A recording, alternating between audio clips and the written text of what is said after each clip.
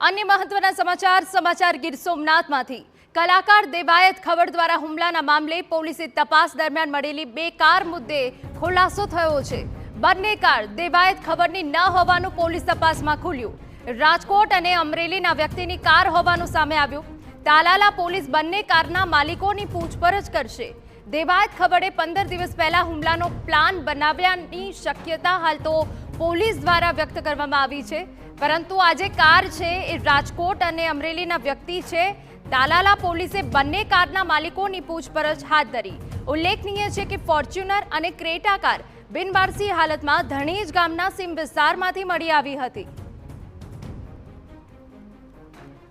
અમારા સંવાદદાતા મોહિત ભટ્ટ વધુ વિગતે વાત કરવા જોડાયા છે। મોહિત, પૂરી વિગત। જે રીતે 3 દિવસ પહેલા કલાકાર દેવાયત ખબર છે તેમના દ્વારા અમદાવાદના એક યુવક પર જે હુમલો છે તે કરવામાં આવ્યો હતો અને ત્યારબાદ પોલીસે આ સમગ્ર કેસમાં તપાસ શરૂ કરી હતી।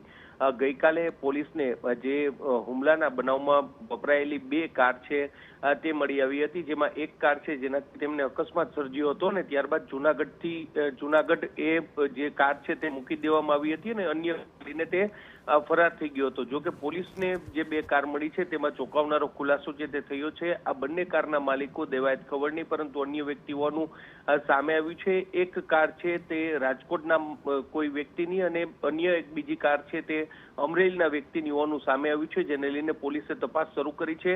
આખું હુમલાનું ષડયંત્ર છે તે 15 દિવસ પહેલા ઘડાયું હોવાની પ્રાથમિક રીતે પોલીસને આશંકા છે, કારણ કે આ બંને કાર છે તે 15 દિવસ પહેલા તેમના માલિક પાસેથી દેવાયત ખબર છે તેમના દ્વારા લાવવામાં આવી હતી અને તેમને કોઈ ઉપયોગમાં આ કાર જોઈએ છે તેવું કહેવામાં આવ્યું હતું, જેના આધારે જ પોલીસે તપાસ શરૂ કરી છે।